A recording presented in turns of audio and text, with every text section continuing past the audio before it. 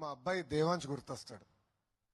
అందుకే నాకు ఎంత పని ఒత్తిడున్నా పాదయాత్రలో కూడా కొంచెం ఆలస్యంగా నడుస్తుంది కార్యక్రమం అనుకున్నా పిల్లలు వస్తే మటుకు ఆగేవాడిని, వాళ్ళతో మాట్లాడేవాడిని, వాళ్ళతో ఆడుకునేవాడిని. పిల్లల భవిష్యత్తు బంగారంలాగా తయారు చేసే అవకాశం నాకు ఇచ్చిన గౌరవ ముఖ్యమంత్రి గారికి ఈ సభాముఖంగా నా హృదయపూర్వక ధన్యవాదాలు తెలుపుకుంటున్నాను. అమ్మ నాన్న జన్మిస్తే విద్యా విలువలు ఉపాధ్యాయులు నేర్పిస్తారు. లీడర్ అయినా, ఆఫీసర్ అయినా, రాజకీయ నాయకుడైనా, లాయర్ అయినా అందరూ ఉపాధ్యాయుల దగ్గరనే చదువుకున్నవారు.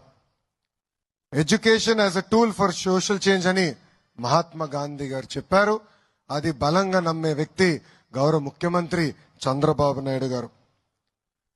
చంద్రబాబు నాయుడు గారు నాకు విద్యాశాఖ అందించినప్పుడు చాలా స్పష్టంగా చెప్పారు. ఆంధ్ర రాష్ట్రమే భారతదేశానికి ఒక ఆదర్శంగా, అంటే ఒక మోడల్ గా నిలబడాలని ఆదేశాలు జారీ చేశారు. ఈరోజు ఈ మెగా పీటీఎం అనేది తొలి అడుగు. ఈ మెగా పీటీఎం ద్వారా ఉపాధ్యాయులు, విద్యార్థులు, తల్లిదండ్రులు, పాత విద్యార్థులు అందరి మధ్యలో ఒక బంధం ఏర్పడే అవకాశం. ప్రభుత్వ విద్యా వ్యవస్థ బాగుపడాలంటే మనందరం దాంట్లో భాగస్వామ్యం అవ్వాలి.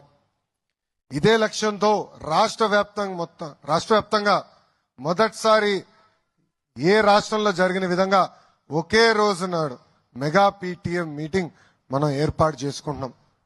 దీంట్లో దాదాపు 45,000 పాఠశాలలు, 35 లక్షల మంది విద్యార్థులు, సుమారుగా 70 లక్షల మంది తల్లిదండ్రులు, 1,88,000 ఉపాధ్యాయులు, 50,000 మంది ప్రజాప్రతినిధులు ఈ కార్యక్రమంలో పాల్గొంటున్నారు.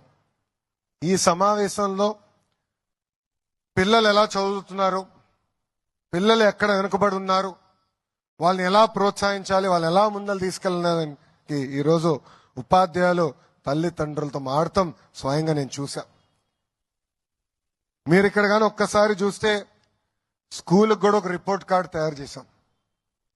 గౌరవ ముఖ్యమంత్రి గారు ప్రతి స్కూల్కి 5 స్టార్ రేటింగ్ లో ఎక్కడుందో మీరు చెప్పాలని చెప్పారు. మౌలిక సదుపాయాలతో పాటు పిల్లలు ఎలా చదువుతున్నారు, ఉపాధ్యాయుల అటెండెన్స్ ఏంటి, పిల్లల అటెండెన్స్ ఏంటి, వాళ్ళ మార్కులు ఏంటి, మొత్తం జతపరిచి ఈ స్టార్ రేటింగ్ చేయమని చెప్పారు. విద్యార్థులు కూడా మొదటిసారి మనం రిపోర్ట్ కార్డు ఇచ్చాం. మీ చేతుల్లో రిపోర్ట్ కార్డు ఉంటే ఎత్తి పైకి చూపించమని అందరినీ కోరుతున్నా. అందరు చూపించండి ఒకసారి.